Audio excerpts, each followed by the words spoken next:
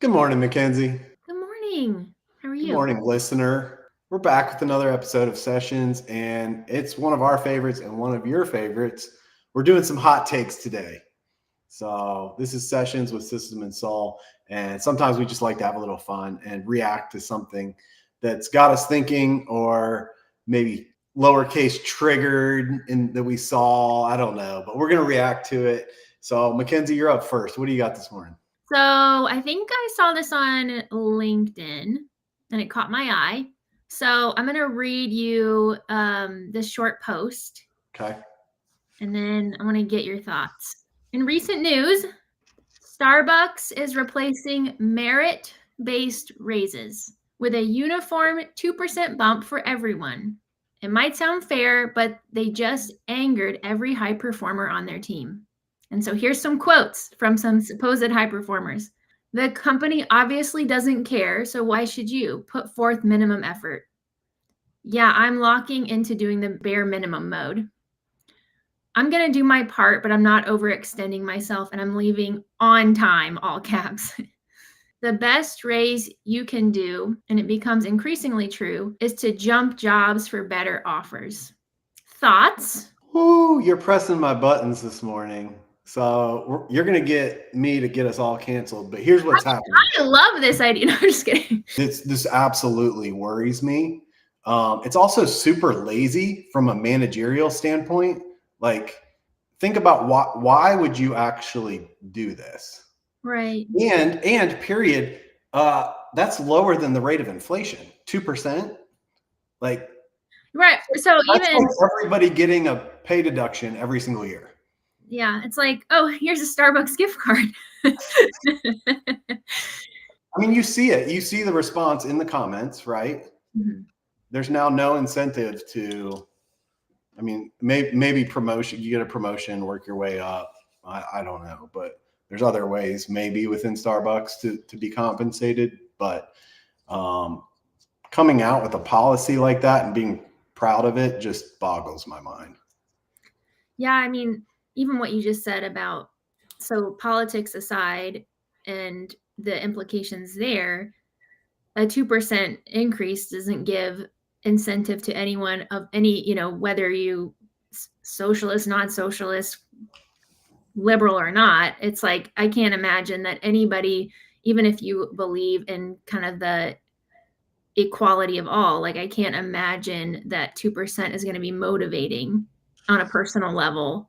Um, and I'm guessing, like, do you think it has something to do with them protecting like their bottom line in some way, or protecting internal process in some way? Like, why would a company move to kind of an overarching like stamp of reward for everyone? I really can't tell you. This boggles my mind. It feels lazy is the nicest thing that I can think about it because and what often happens in bureaucracies is we make a policy because one person screwed something up. So Mm, somewhere in one store in the middle of America, some manager gave a 10% raise to one employee that was killing it, and everybody else got mad, and then they filed a lawsuit, and then it got to corporate, and so now we just have to make this air quotes fair for everybody. yeah, that's a good point. It's like we've joked before about, it's like the person that wears flip-flops to the office, and it's like we don't deal with that one person wearing violating the dress code. We just set a really strict dress code. And Yeah. it's like if we deal with every problem that way, we really end up removing incentive for everybody, or just kind of punishing everyone for the mistakes of one.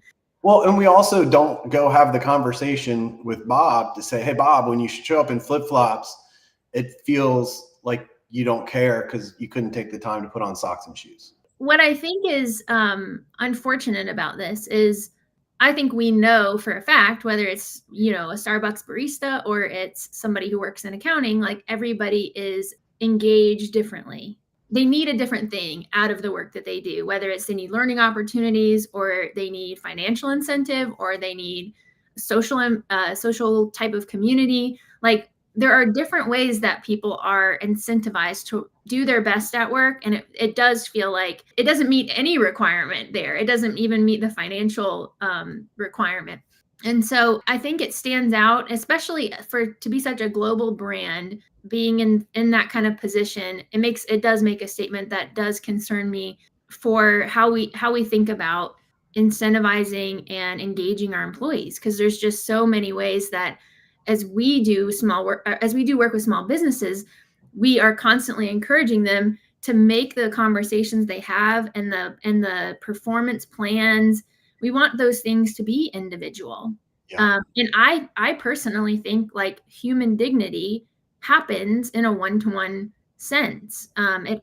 You can't really, as I say that, I'm like, I'm sure that's not 100% true. There are people that can do human dignity at scale, but I do think it starts one-to-one.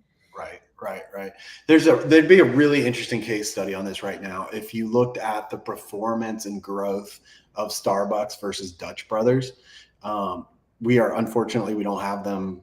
We're in Atlanta. I don't know that there's any in the state of Georgia, but out west, they're growing like mad, and their interview process is rigorous. Their training process is rigorous.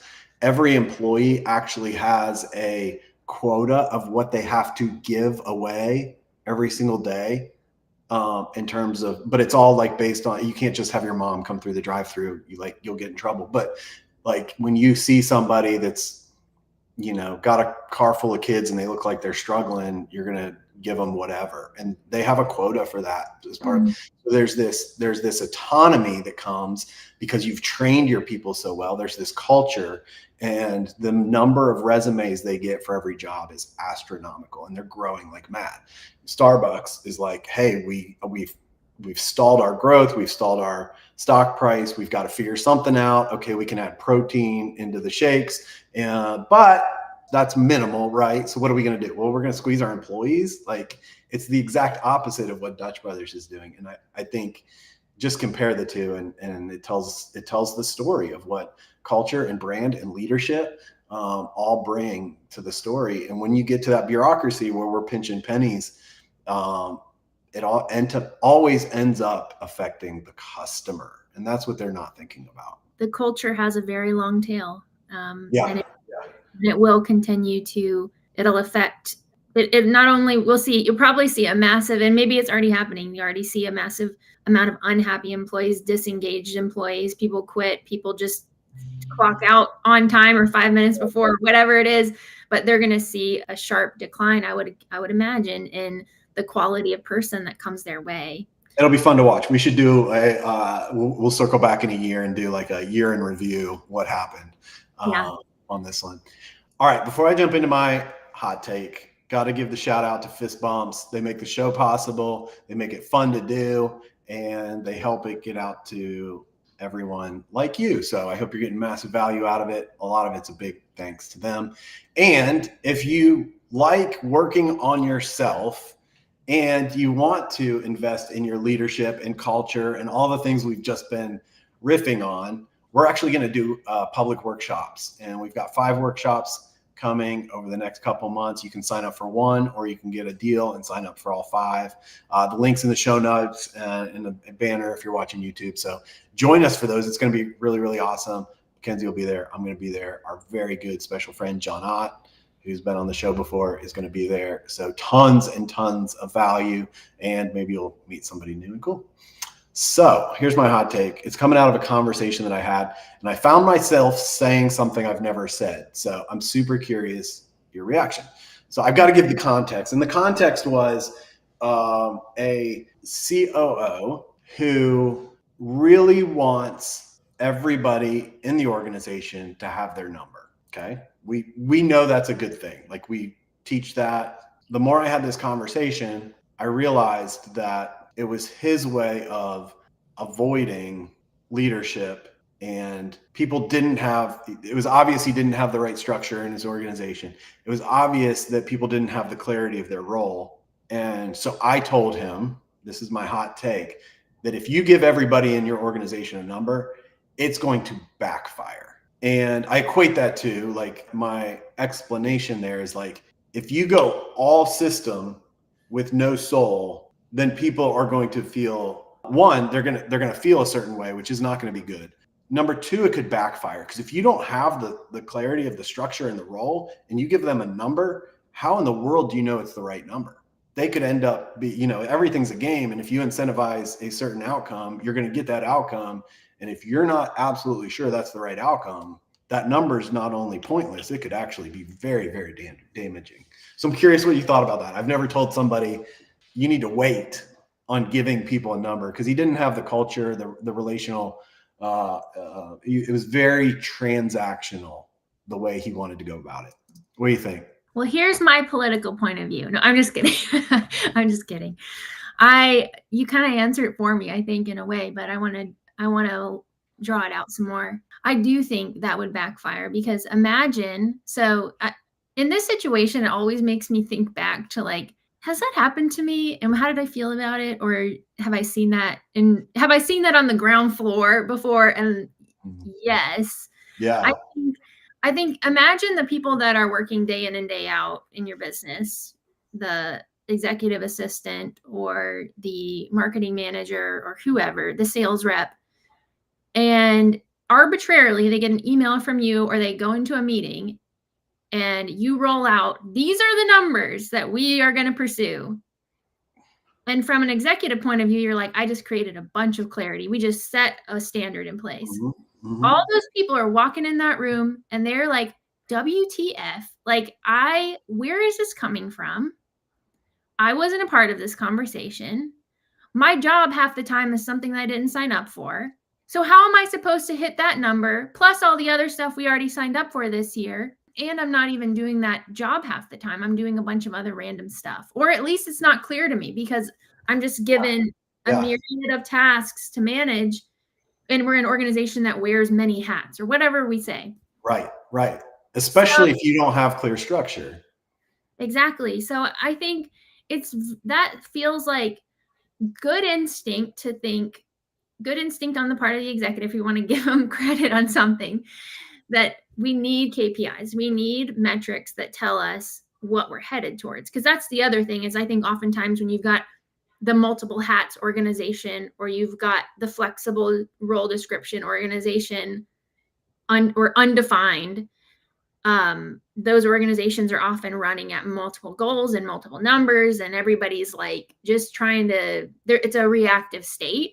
Yeah. And so everybody having a number helps us move into a proactive state. It helps us move into a focused state. And so that's a great instinct. But I think there's definitely, like, we're skipping some steps here. And, that's not a cake that's going to bake correctly. So that's exactly, I didn't use that analogy, but that's what I said. What you're trying to do is the right thing. It's just out of order. Yeah. So in our world, and what I've seen and experienced myself, is like, the more we can define clearly for somebody what their responsibilities are, what at the end of the day, what their priorities should be, and what their level of autonomy is in that role. Yeah. Then I think setting KPIs is, first off, it comes after all that, but it also needs to be a conversation, not like an edict. Of course, as the executive, you're going to have way more insight into what your targets should be, and maybe even what those KPIs should be. But I would turn it into a conversation with every team member. Yeah. These are the 3 to 5 numbers that are important for your department or for the role that you play. What do you think based on what you've seen over the last 12 months or 18 months, what's a realistic target? What do you think is 10%, what would be 10% growth or 20%, however aggressive?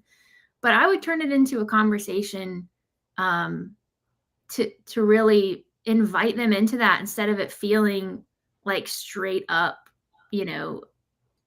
authoritarian. Well, I do think he was willing to bring people into the conversation.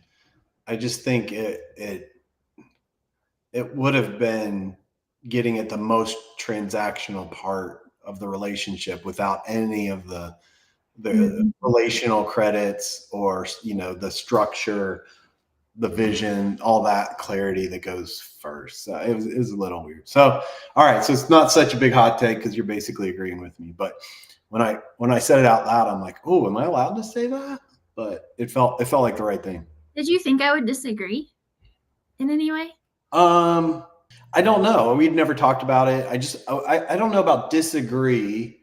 I wondered if there was a piece that you might think maybe it would, well, to use our order analogy, maybe you would think the order wouldn't matter as much as I did. Like, no, go ahead and give them that and then, build the other stuff. But it just felt backwards. I think the one thing, if there was a caveat in all this, is I think the organization should start setting KPIs, like at the executive level. If they struggle with that, I think the organization at the highest level should start deciding, what do we measure as a leadership team on a regular basis, and get clear on that, even if you're still in the process of defining. I would, my one caveat. I think they actually have them at the leadership level. It was wanting them at every level and every person.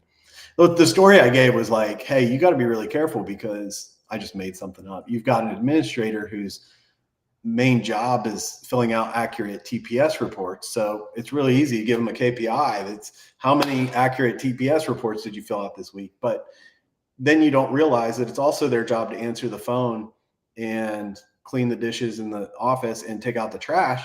And so she's winning these numbers, but nobody's answering the phone, nobody's taking out the trash, and nobody's doing the dishes. Like, remember, like we're creating the game and the incentive for people to know if they're winning, and we could literally create the wrong game and it could be a problem. So. Yeah. All right, not a hot take. Dang it. I'll get you next time. Well, I'm glad we got to talk through it. It's interesting because I think both conversations, though, they're unknowingly, they're sort of similar in terms of like, how do you create incentive and engagement and, the right, like, how do you balance all this in a way that it keeps people interested and it invites them into the business rather than, here's your 2%, go have fun with that. So thanks for that's going to be our new slighted comment. Just like, that's the 2%. 2%. You guys, thanks for joining us today. If you have a hot take you want us to talk through, send us something. That'd be fun. We'd be happy to talk through anything that's related to any kind of business. And we'll be back again next week with a whole new topic, and we hope you see you there. Again, thanks to Fist Bumps for helping us bring this to you. And we will see you next week.